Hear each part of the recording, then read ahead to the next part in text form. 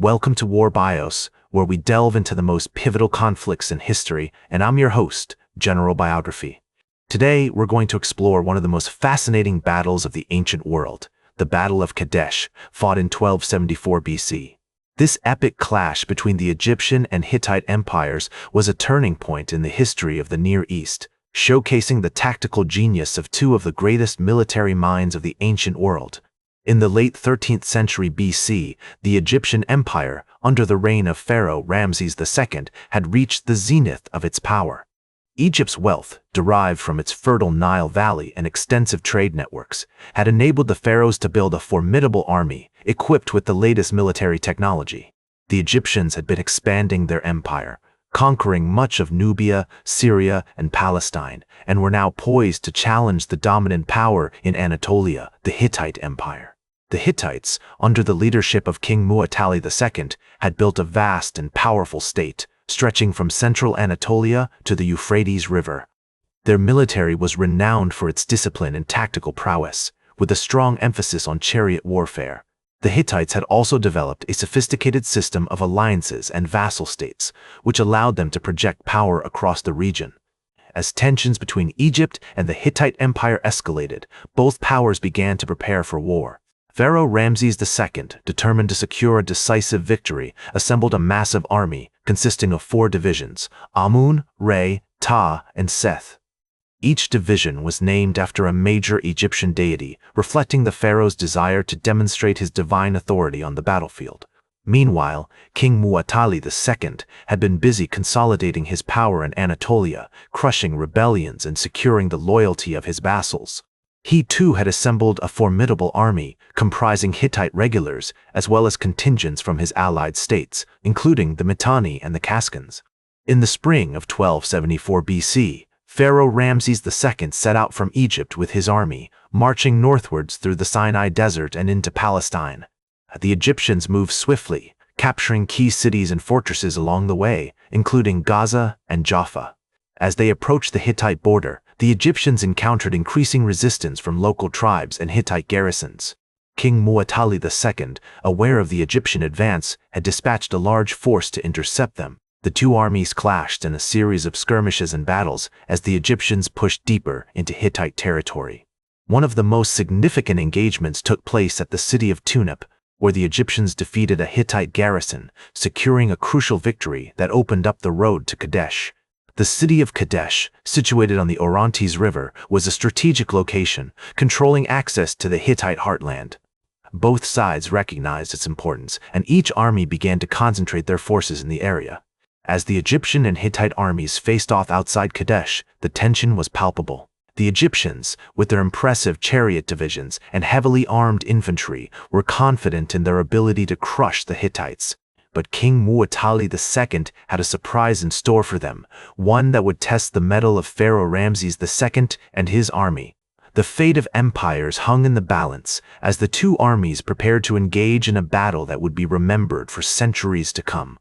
As the two armies faced off outside Kadesh, the Egyptians, with their impressive chariot divisions and heavily armed infantry, began to deploy in a traditional formation, with the Amun division leading the way. However, King Muwatalli II had cleverly hidden a significant portion of his forces behind the city, waiting for the perfect moment to strike. On May 12, 1274 BC, the Egyptians launched a reconnaissance in force, probing the Hittite defenses and attempting to draw out their enemy. The Hittites, however, remained steadfast, refusing to take the bait.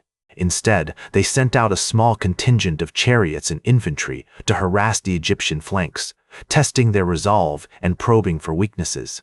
Pharaoh Ramses II, confident in his army's superiority, ordered his divisions to advance, pushing deeper into Hittite territory. Meanwhile, King Muwatalli II had been secretly gathering his forces, preparing to launch a massive counterattack. He had assembled a vast array of chariots, estimated to be over 3,500 strong, which would prove to be a decisive factor in the battle. As the Egyptians pushed forward, they began to expose their flanks, creating an opportunity for the Hittites to strike. On May 13, 1274 BC, the Hittite counterattack commenced, with wave after wave of chariots crashing into the Egyptian lines. The Egyptians, caught off guard, stumbled backward in disarray as the Hittites exploited the gaps in their formation.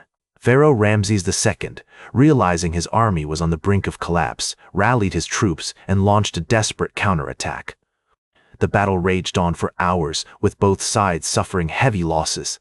The Egyptians fought valiantly, but they were vastly outnumbered, and their lines began to waver. King Muwatalli II, sensing victory within his grasp, pressed the attack, pushing the Egyptians back toward the Orontes River.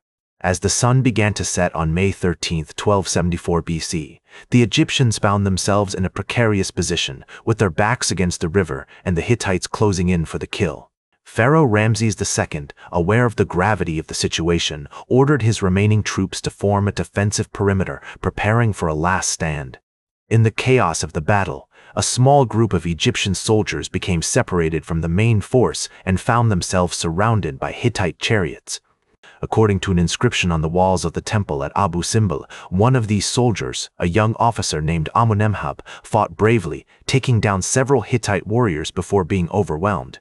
His bravery would later be hailed as a testament to the valor of the Egyptian army. As night began to fall, the battle subsided, with both sides regrouping and reassessing their positions. The Egyptians had suffered significant losses, but they still maintained a tenuous grip on the battlefield. King Muwatalli II, however, had gained the upper hand, and his army was poised to deliver the final blow.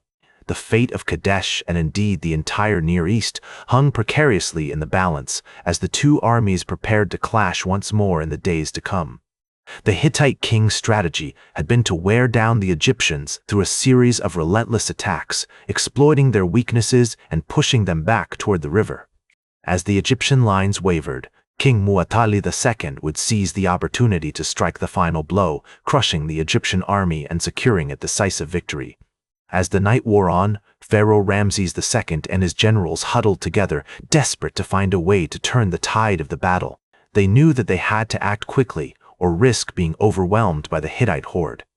The Egyptians were vastly outnumbered, but they still possessed a strong core of seasoned veterans who would stop at nothing to defend their pharaoh and their nation.